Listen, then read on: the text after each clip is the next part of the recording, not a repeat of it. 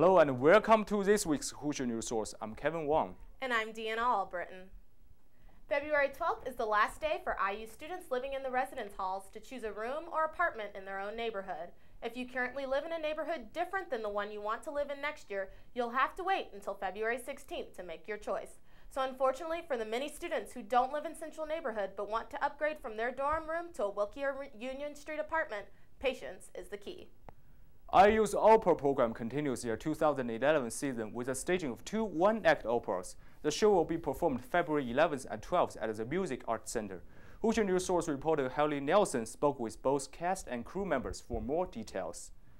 For someone who hasn't seen a lot of opera, this could be a great experience. I think that it's really great for IU students to come and watch opera here. Students have that very opportunity with IU Opera's presentation of Puccini's Suor Angelica and Gianni Schicchi. Both one-act operas are being performed together February 4th, 5th, 11th, and 12th at the Musical Arts Center. This production has been really fun because of James Marvel, the director. These are young students performing at this high a level is really a testament to the triumph of the human spirit on some levels. Marvel suggests that hard work and dedication on the part of the opera performers and crew doesn't necessarily mean the audience will have to work hard to comprehend. I would actually say that opera is not daunting at all. I mean, I think there's generally a stereotype that it's very snooty, but I'm sitting here wearing a rock band t-shirt. Operas here are all have super titles, and it's also especially this opera that I'm in, Gianni Schicchi, is extremely accessible. It's very funny. It's not a complicated story. The tragedy, and you're like, well, I'm not sure that that piece was for me because it was too sad. Make sure that you stay for the comedy because it's hysterically funny. Both operas proved to be powerful performances, so stay tuned for the rest of the 2011 opera season here at IU. Haley Nelson, Hoosier News Source.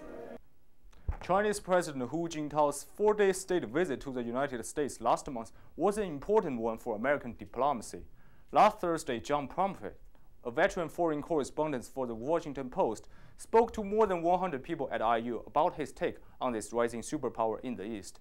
Pomfret is an award-winning journalist who spent more than 15 years in Asia observing U.S. relations with Asian countries. His expertise in that region gave him a broad knowledge of Asian affairs. During last week's lecture, using the topic from his book China Lessons, Pomfret presented his ideas on China's role in the world economy and its future. Now let's take a look at some highlights. My sense is over time, I think American reporting on China has become more and more fair, fairer and fairer over time, and broader. So if anyone's a really good reporter, I think they could write fairly about China, even if you've never been there. I mean, Americans come to China with a whole history of preconceptions about the country, right? Yellow Horde, Fu Manchu, all that kind of stuff. And that's, sort of lurking in our unconscious as we look at the country. And you have to try to kind of get away from that. So a lot of reporting about China's military modernization kind of fits into that. They're dastardly, and they're good at science. That kind of stuff.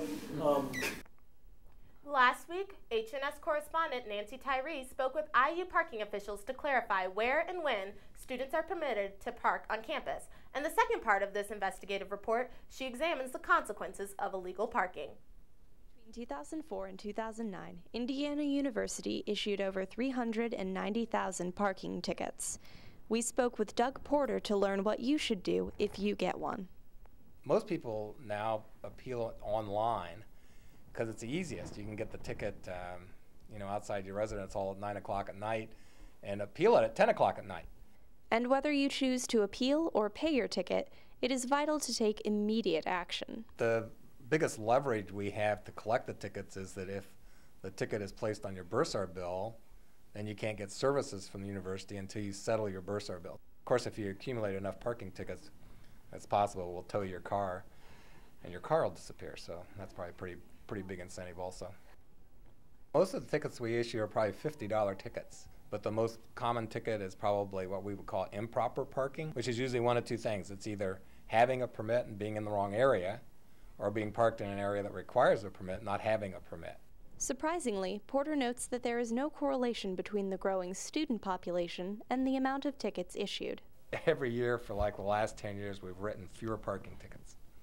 And I don't think it's because we're not trying. Between people buying permits like they're supposed to, and people riding the bus like we want them to, and they're paying for it also, I think there are just fewer people parking illegally. I'm Nancy Tyree, Hoosier News Source. Though most of you celebrated the New Year back in January, some were still waiting for their own version. On the Chinese lunar calendar, last Thursday, February the 3rd, was the official beginning of 2011, the Year of Rabbit. Those Chinese students at IU did not have the chance to go back home and celebrate this important Chinese holiday. They are planning a celebration next week to make up for it. The Chinese Students and Scholars Association will have its annual celebration of Spring Festival next Sunday, February the 13th at IU Auditorium. The CSSA said the celebration will follow the format of previous years, but will have new elements added to the show. Everyone is welcome to join the celebration, and delicious food will be served. And again, that event will be on Sunday, February the 13th. This year, Bloomington Arts Week has been expanded to 11 days, starting February 11th and ending at 7 p.m. on February 26th with Spike Lee's speech at the IU Auditorium.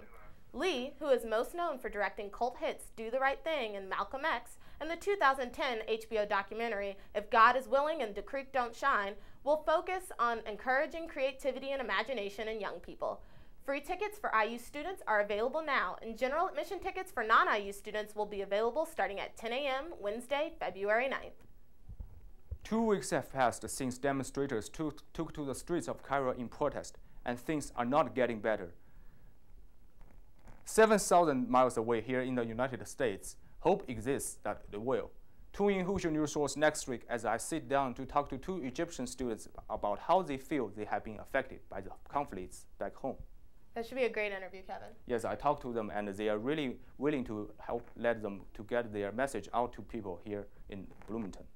Also coming up are interviews with IUSA Tickets Big Ten, B-Town United, and Revive IU, who will talk about their platforms and why you should vote for them for your 2011 to 2012 Student Government Executive Board. That's right. So make sure to check our website in the next couple of days for the exclusive interviews and specials on this year's IUSA campaign coverage. Well, that's all we have for you today. Thanks for joining us this week on Hoosier News Source. Be sure to catch up on your entertainment and national news with hosts Brittany Bradley and Mike Walker on What's Up Weekly. We will see you next week. Bye.